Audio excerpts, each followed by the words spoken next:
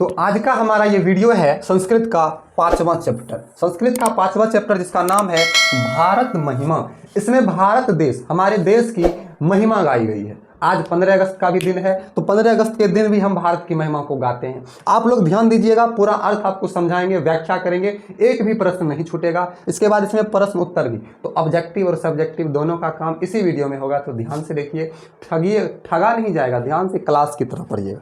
ठीक है, चलिए शुरू करते। शुरू होता है, वीडियो को लाइक करके सब्सक्राइब कर लीजिए और हमारे टेलीग्राम चैनल से जरूर जुड़िए, लिंक डिस्क्रिप्शन बॉक्स में है, ताकि आपको PDF भी मिल जाए। देखिए, अस्माकं देशः, ध्यान दीजिएगा, अस्माकं देशः भारतवर्षम इति कथ्यते। मतलब इसका होगा कि हमारे देश को भारतवर्ष भी कहा जाता है। हमारे देश को क्या कहा जाता है? भारतवर्ष। ठीक है।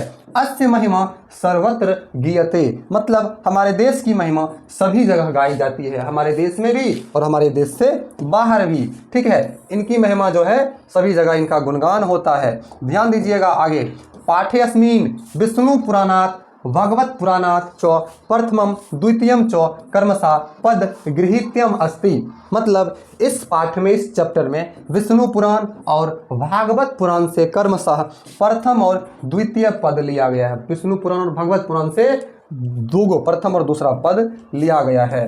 ठीक है, आगे आप ध्यान दीजिएगा, अगला आपका है पंक्ति, अवशिष्टानि पदानस्य अध्यक्षेण निर्मीय प्रस्तावितानि। मतलब बचे अन्य पदों को निर्माण कर प्रस्तुत किया, अब जो भी पद बचा उसको निर्माण किया गया, अपने से उसको प्रस्तुत किया गया है। भारतम प्रति भक्ति अस्माकं कर्तव्य रूपेण वर्तते। मतलब भारत के प्रति भक्ति हमारा कर्तव्य है, भारत के प्रति भक्ति हमारा कर्तव्य है। और देखिए, हम जिस देश में रहते हैं वहाँ की भक्ति तो करना चाहिए, उस मिट्टी में रहते हैं तो भाई उस मिट्टी का गुणगान तो करना पड़ेगा, तभी तो हमारा गुणगान होगा। शुरू होता है, गायन्ति देवः कील गीतकानि धन्यस्तु ते भारत भूमि भागे। अब देखिए इसका मतलब क्या हुआ? इसका मतलब हुआ देवता लोग गीत गाते हुए कहते हैं, भगवान ईश्वर भी गीत गाते हुए कहते हैं कि वे लोग धन्य हैं, वे लोग महान हैं जिनका जन्म भारत देश में होता है। क्या है? गायन्ति देवा कील गीत कानी धन्य आस्तु ते भारत भूमि भागे, कि वे लोग महान हैं जिनका जन्म भारत भूमि पर हुआ है। स्वर्ग अपवर्ग स्पंद मार्गे विभूते भवन्ति भूयः पुरुषा श्रुतवात। मतलब अब यहाँ पर इसका मतलब होगा, यह भूमि स्वर्ग और मोक्ष प्रदान करने योग्य साधन स्वरूप करती है। इस भूमि पर लोग जन्म लेने के बाद स्वर्ग और मोक्ष की प्राप्ति करता है, इसलिए यहाँ जन्म लेने वाले को देवता समान कहा गया है। कि भारत भूमि में जो जन्म लिया है वह देवता के स्वरूप है, ईश्वर के स्वरूप है, तो भगवान के स्वरूप है। ठीक है, तो हम लोग समझिए कितना धन है कि हम लोग का जन्म भारत में हुआ है। ठीक है, अब यहाँ पर देखिए अगला पंक्ति आपका है, अहो अमीसाम कीम करी शोभनम। समझिएगा, अहो अमीसाम कीम करी शोभनम प्रसन्न येषाम सुईदुत स्वयं हरि। मतलब कि देवता लोग इस देश में गुणगान करते हुए कहते हैं, अहो ईश्वर के द्वारा कितना सुंदर बनाया गया, भगवान के द्वारा इस भारत भूमि को कितना सुंदर बनाया गया, जिससे मनुष्य भारत भूमि पर हरि के सेवा योग्य बन जाता है। कि इस भूमि पर, इस भारत भूमि पर जो मनुष्य है वह सेवा योग्य, हरि के सेवा योग्य बन जाता है। ये जन्म लवधम नृषु भारत जीरे मुकुंद सेवोपायकम अस्पिरिया हीना। मतलब कि मेरी भी इच्छा भारत भूमि पर जन्म लेने को है, अर्थात जिस पर ईश्वर की कृपा होती है वही भारत भूमि पर जन्म लेते हैं। मतलब जिस व्यक्ति पर, जिस लोग पर भगवान की कृपा हो, ईश्वर की कृपा हो, वही इस भारत भूमि पर जन्म लेते हैं। तो सोच लीजिए, अगर आप भारत में जन्म लिए हैं तो आप कितना भाग्यशाली हैं। ध्यान दीजिएगा, अगला पंक्ति आपका है, ध्यान दीजिएगा अगला पंक्ति आपका क्या है? अगला पंक्ति है, इयम इयम निर्मला वत्सलः मातृभूमि। इयम निर्मला वत्सलः मातृभूमि प्रसिद्धम सदा भारतम वर्षम एतत्। मतलब इयम निर्मला वत्सला मातृभूमि प्रसिद्धम सदा भारतवर्षम एतत्।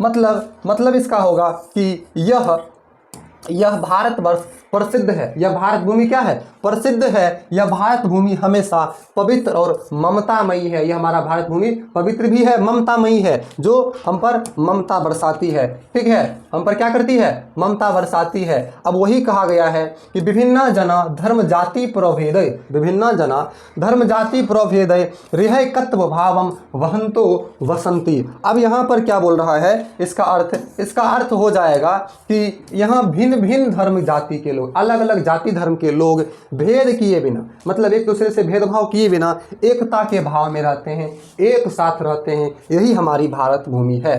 देखिए, विशाल अस्मद्य धरा भारतीय, अब बोला जा रहा है विशाल अस्मद्य धरा भारतीय सदा सेविता सागरे रम्य रूपा।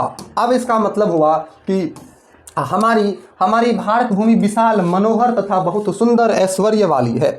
भारत भूमि क्या है? विशाल है, बहुत बड़ा है, मनोहर है, मन को हरने वाली है, बहुत सुंदर है, ऐश्वर्य वाली मतलब कि प्रतिष्ठा वाली है। ठीक है, आगे देखिए, वन है पर्वतय निर्झरणी भव्य भूति बहंती अभिरेसा सुबह चपा अभिगाभी। अब इसका मतलब हुआ कि इस भूमि पर यह सागरों, वनों, पर्वतों, झरनों और बहती हुई नदियों से हमेशा सुशोभित है। सागर, वन, झरना और बहती हुई नदी से यह भूमि क्या है? सुशोभित है, सुंदर से शोभित है। अगला पंक्ति है, जगत गौरवम भारतम शोभनीयम, जगत गौरवम भारतम शोभनीयम सदा अस्मभ्य भारतीय था पूजनीयम भवेद देशभक्ति समेसाम जनानाम। अब यहाँ का मतलब हुआ इसका कि यह भारत देश, ठीक है, यह भारत देश शोभनीय और संसार का गौरव है। यह भारत देश शोभा योग्य है और संसार का गौरव है, और यह भूमि हम लोगों के द्वारा हमेशा पूजनीय है। हम लोग भारत भूमि को पूजते हैं कि नहीं पूजते हैं?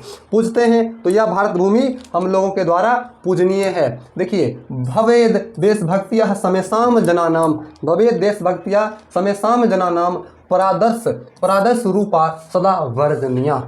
मतलब कि बोला जा रहा है कि यहाँ के सभी लोगों की देशभक्ति सदैव आकर्षणीय, श्रेष्ठ और आदर्श स्वरूप है। मतलब भारत की देशभक्ति सभी लोगों के लिए आकर्षणीय है और देशभक्ति श्रेष्ठ है। हम लोग देश के लिए मर मिटने को तैयार रहते हैं। ध्यान दीजिएगा, आगे आपका आता है प्रश्न उत्तर। ठीक है, ध्यान दीजिएगा।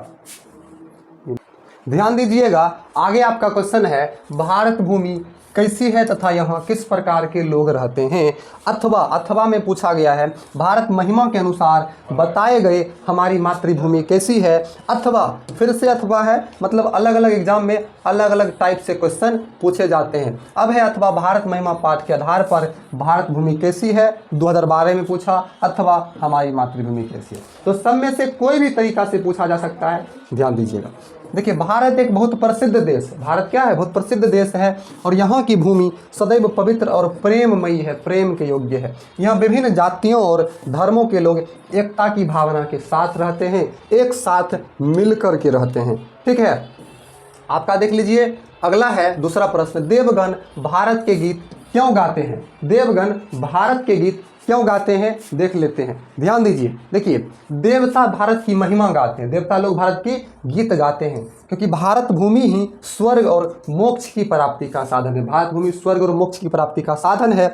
भारत की धरती पर जन्म लेकर ही मनुष्य भगवान श्री हरि की सेवा के योग्य बनता है, क्योंकि इस धरती पर जन्म लेते हैं तभी तो हम भगवान के पूजा करते हैं और पूजा करने योग्य बनते हैं।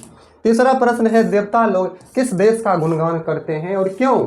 देखिए कितना इंपॉर्टेंट क्वेश्चन है। भगवान लोग, देवता लोग भारत देश की प्रशंसा करते हैं, बड़ाई करते हैं, क्योंकि भारत भूमि स्वर्ग और मोक्ष की प्राप्ति का साधन है। भारत की धरती पर जन्म लेकर मनुष्य भगवान श्री हरि की सेवा के पात्र बनते हैं, इसीलिए यहाँ पर देवता लोग भी जन्म लेने के लिए लालायित रहते हैं। देखिए, ध्यान दीजिएगा।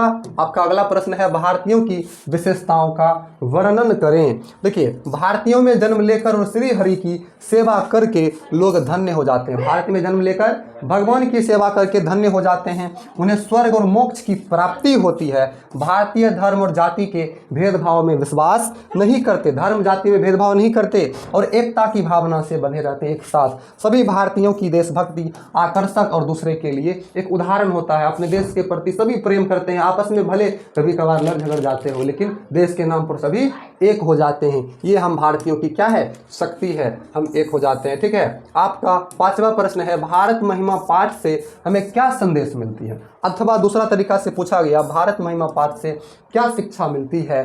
5 वाक्यों में उत्तर दे। 2011 के कंपार्टमेंट एग्जाम में पूछा गया। देखिए, भारत महिमा पाठ से हमें यह संदेश मिलता है कि हमें भारतीय होने पर गर्व होना चाहिए। हम भारतीयों को हरि सेवा का अवसर भी मिला है, मतलब भगवान की सेवा का, और मोक्ष प्राप्ति का भी अवसर मिला है। मिला है। हमें देशभक्त होना चाहिए और अन्य भारतीयों के साथ सद्भाव से रहना चाहिए, अच्छे भाव से दूसरे भारतीयों के साथ रहना चाहिए, क्योंकि भारतीय लोग ही हमारा क्या है, भाई है, अपना मित्र है। अगला है भारत महिमा पाठ का क्या उद्देश्य है। देखिए, भारत महिमा ग्रंथ में पौराणिक और आधुनिक नए श्लोक हैं। इन सभी श्लोकों का उद्देश्य भारत और भारतीयों की विशेषताओं का वर्णन करना है। ये श्लोक का क्या उद्देश्य है, भारत तथा भारतवासी का के उद्देश्य का वर्णन करना है। इनमें पाठक का ध्यान, जो पढ़ते हैं, ध्यान भारत के सौंदर्य और वैभव तथा भारतीयों की देशभक्ति आदि की ओर आकृष्ट होती है। मतलब जो पाठक होते हैं, पढ़ने वाले, उनका ध्यान भारत की सुंदरता और भारतीय की वैभव पर जाता है, ध्यान जाता है। सातवां और लास्ट प्रश्न है, भारत महिमा पाठ का 5 वाक्यों में परिचय दे। देखिए, इस पाठ में भारत के महत्व के वर्णन से संबंधित पुराणों के 2 श्लोक और 3 आधुनिक श्लोक दिए गए हैं। हमारे देश भारत को प्राचीन काल से ही, मतलब पुराने समय से ही हमारे देश भारत को इतना महत्व दिया गया है, इतना इंपॉर्टेंस दिया गया है कि देवता भी यहाँ जन्म लेने के लिए तरसते हैं। भारत में देवता भी जन्म लेने के लिए तरसते हैं। अनेक प्रदूषणकारी और विनाशकारी गतिविधियों के बावजूद इसकी प्राकृतिक सुंदरता अद्वितीय बनी हुई है। बहुत सारी समस्याएं भी होती है, लेकिन भारत की सुंदरता अलग है। इसका वर्णन इन श्लोकों में मिलता है। तो ध्यान दीजिए आप इस वीडियो में हम आपको आपका ये जो चैप्टर था 5 भारत महिमा पूरा बताया, अर्थ भी बताया, प्रश्न उत्तर भी बताया, भारत की महिमा को गाया। तो वीडियो को आप लाइक कीजिए, 10th की तैयारी कर रहे हैं, क्योंकि बहुत ज़रूरी है, आपको टॉप करना है, तो एकदम लगे रहें। ठीक है, सब्सक्राइब कीजिए, लाइक कीजिए। डिस्क्रिप्शन बॉक्स में टेलीग्राम का लिंक है, अगर आप लिंक पर जाकर क्लिक कीजिएगा तो उससे जुड़िएगा और आपको PDF मिल जाएगा। थैंक यू, मिलते हैं नेक्स्ट वीडियो में। धन्यवाद।